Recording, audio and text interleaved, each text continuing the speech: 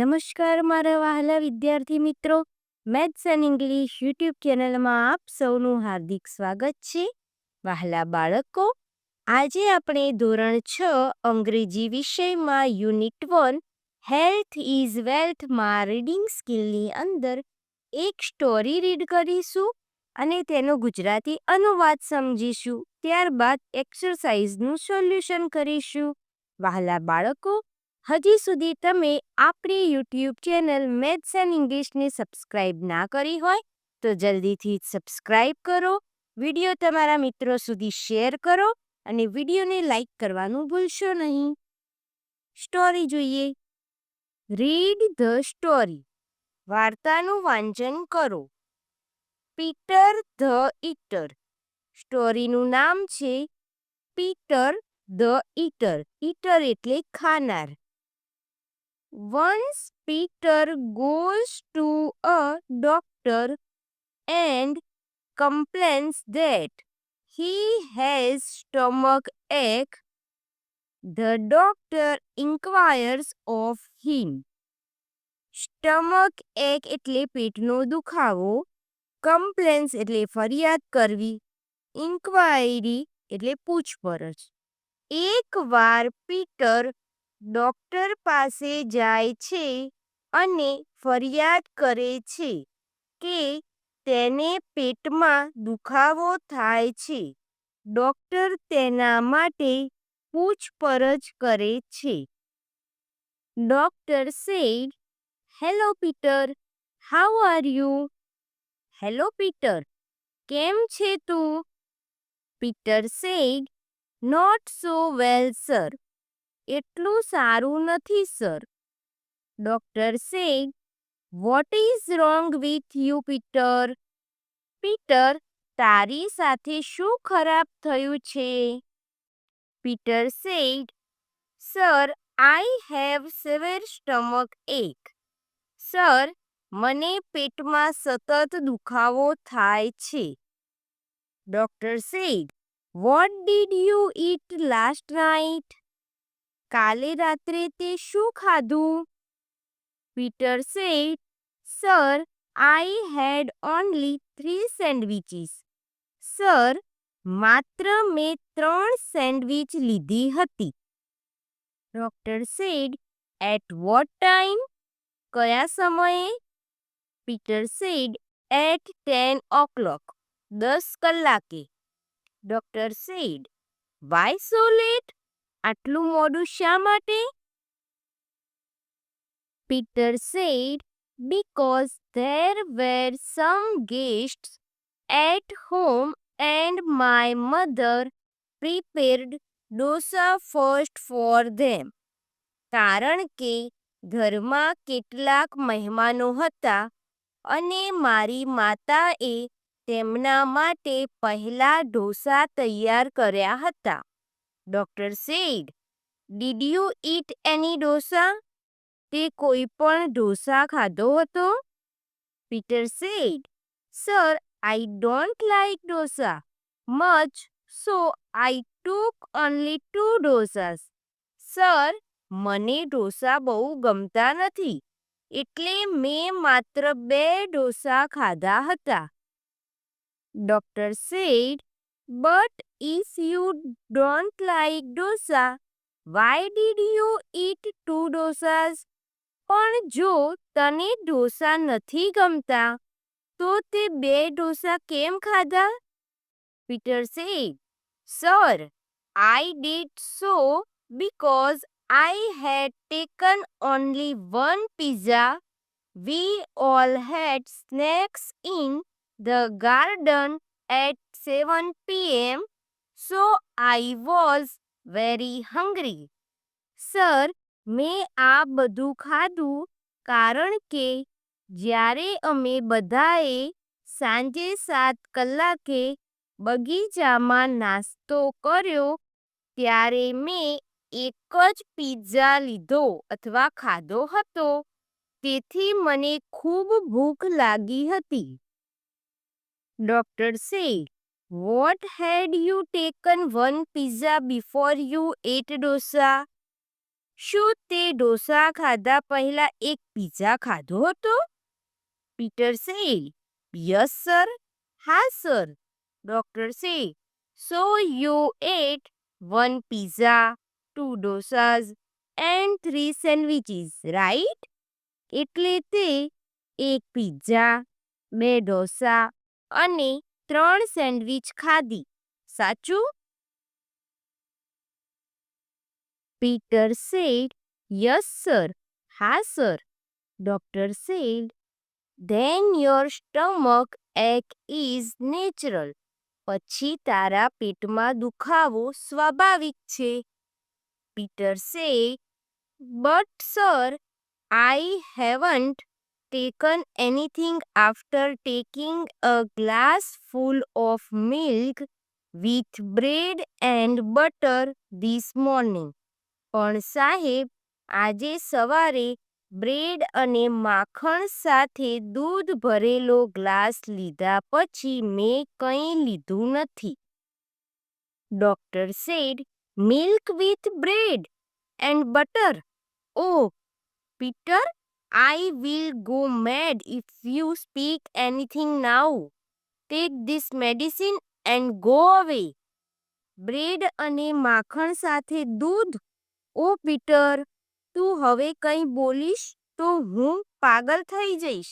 આ દવા લે અને જા. Peter said, Thank you, sir.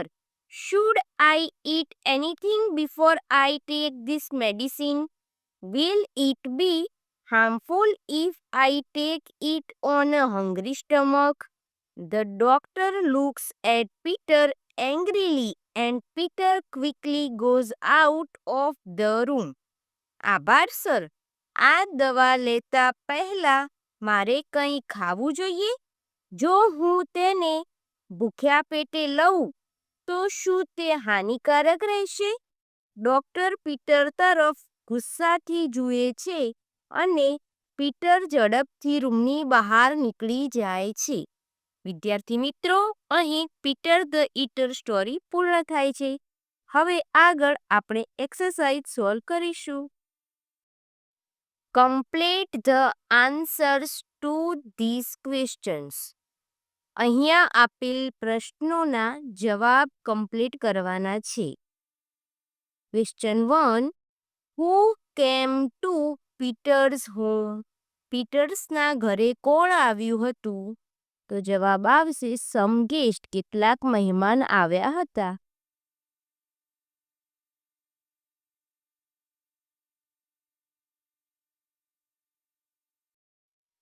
Some guests came to Peter's home. Question 2. What did Peter eat last night? વિદ્યાર્થી મિત્રો, પીટરે એક પિઝા, બે ડોસા અને ત્રણ સેન્ડવિચ ખાધી હતી. પરંતુ અહીંયા પિઝા 7 વાગે ખાધા હોવાથી લાસ્ટ નાઇટ કીધું છે, એટલે 7 વાગ્યાને આપણે સાંજમાં ગણીશું. એટલે અહીંયા માત્ર બે ડોસા અને ત્રણ સેન્ડવિચનો ઉલ્લેખ કરીશું. પીટર એટ, અહીંયા ડીડ ભૂતકાળ હતું એટલે ઈટ હતું. જ્યારે ડીડ નીકળી જાય ત્યારે ઈટનું ભૂતકાળનું રૂપ એટ આવી જાય. Peter at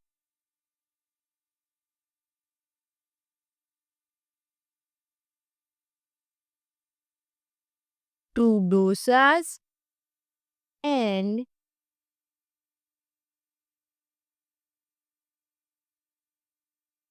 three sandwiches.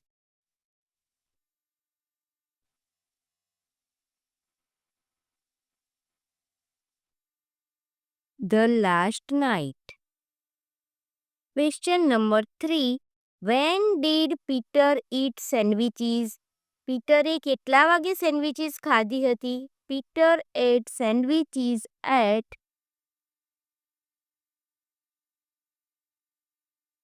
10 o'clock. Question 4. Where did Peter eat pizza? પીટરે પિઝા ક્યાં ખાધા હતા? Peter ate pizza in the garden.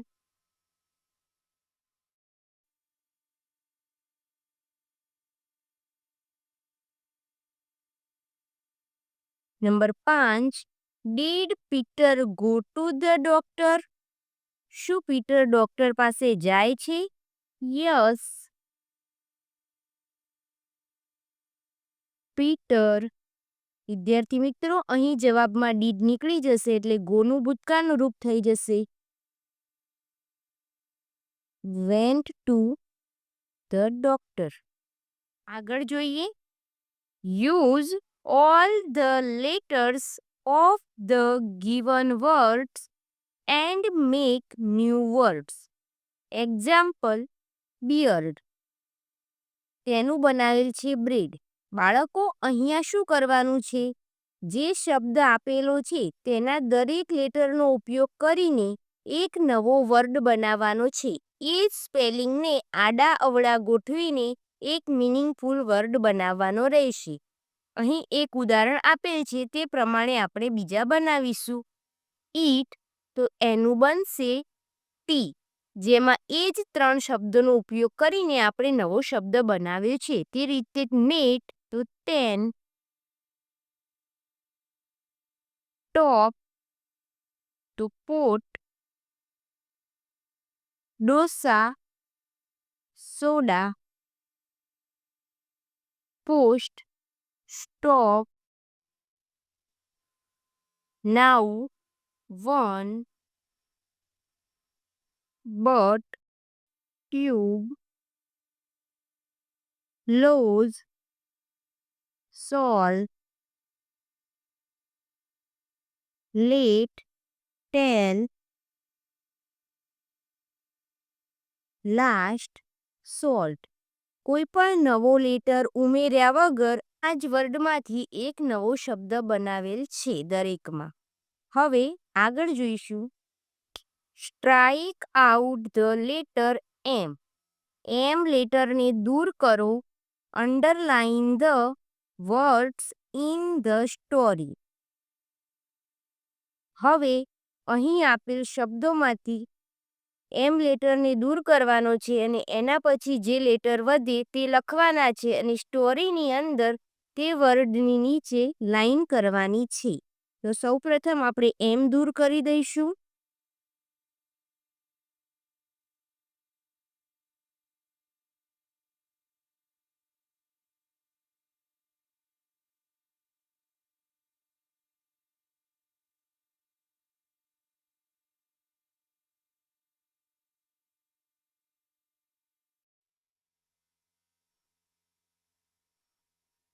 હવે સ્પેલિંગ લખીશું. તો અહીંયા બને છે ડોક્ટર.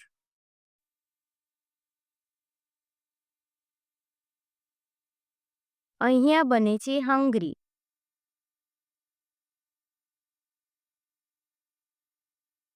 પિઝા,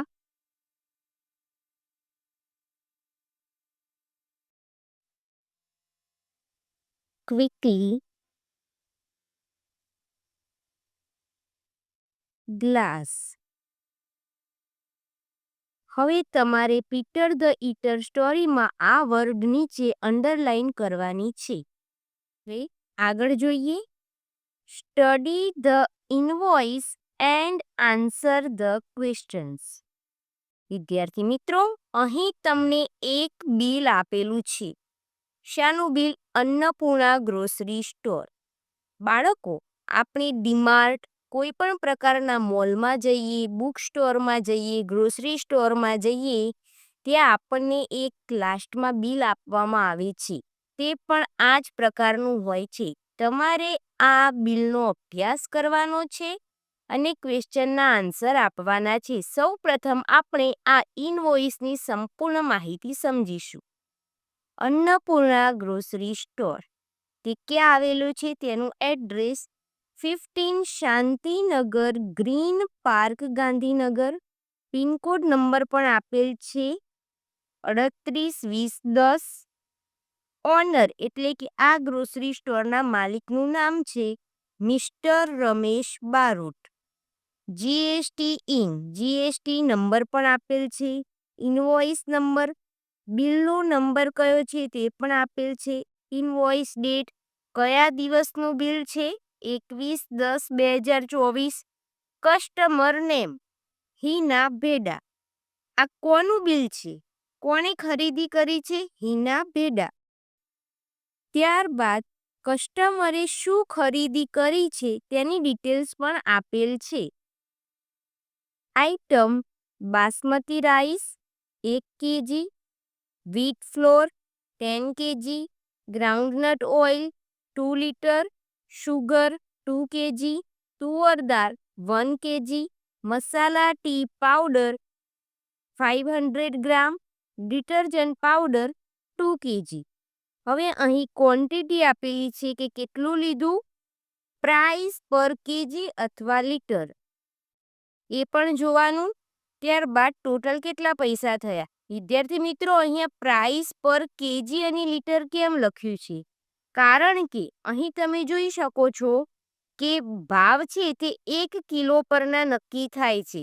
હવે બાસમતી રાઈસ તો 1 કિલો લીધા એટલે 120, તો અહીંયા ટોટલમાં 120 આવશે. પરંતુ જે આ વ્હીટ ફ્લોર છે તે અહીંયા કિલોનો ભાવ 40 છે, પણ હિનાબેને લીધો છે 10 કિલો, તો 10 ગુણ્યા 40 એટલે કુલ પૈસા થશે 400. આ માટે આ બધી જ વિગતોનો તમારે ધ્યાનથી અભ્યાસ કરવાનો છે. અહીંયા ટોટલ આપેલું છે. ત્યારબાદ નીચે ટોટલ અમાઉન્ટ, સબ ટોટલ કેટલા પૈસાની ખરીદી કરી, રૂપિયા 1385. હવે જીએસટી અમાઉન્ટ 69 રૂપિયા ને 25 પૈસા જીએસટી લાગે છે. હવે ટોટલ કુલ જીએસટી સાથે કેટલા પૈસા થાય છે? 1454 અને 25 પૈસા. પેમેન્ટ કઈ રીતે તમે કરી શકો છો એ માટે પેમેન્ટ મોડ આપેલ છે, કેશ, યુપીઆઈ, કોઈ બી card. Thank you for shopping with us. We look forward to serving you again. આ પ્રકારના બિલ તમે કેટલાક તમારા ઘરમાં પણ જોયા હશે. આપણે આ ઇનવોઇસને સંપૂર્ણ અભ્યાસ કર્યો. હવે આગળ આપણે ક્વેશ્ચન સોલ્વ કરીશું. Question 1, what is the total amount including GST of the bill?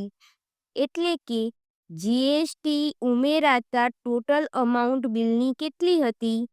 The total amount including GST of the bill is rupees 1454 રૂપિયા ને 25 પૈસા. Number 2, who is the owner of Annapurna grocery store? Annapurna grocery સ્ટોરના માલિક કોણ છે? Mister Ramesh Barot is the owner of Annapurna grocery store. Number 3, how many liters of groundnut oil were bought? Groundnut oil કેટલું ખરીદ્યું હતું? 2 liters of groundnut oil were bought. Number 4, when was this invoice generated? આ bill ક્યારે generate થયું હતું? This invoice was generated on 21/10/2024. Number 5, was the GST amount included in the invoice? શું GST amount included એટલે કે ઉમેરાયેલી છે ઇન્વોઇસમાં? Yes, the GST amount was included in the invoice. વહાલા વિદ્યાર્થી મિત્રો, અહીંયા યુનિટ 1માં રીડિંગ સ્કિલની અંદર સ્ટોરી પણ પૂર્ણ થાય છે અને તેની સાથેની દરેક એક્સરસાઇઝનું સોલ્યુશન પણ પૂર્ણ થાય છે. વિડીયો ગમ્યો હોય તો લાઈક કરો, શેર કરો, આપણી યુટ્યુબ ચેનલને સબસ્ક્રાઇબ કરવાનું ભૂલશો નહીં. મળીએ એક નવા વિડીયો સાથે. ધન્યવાદ.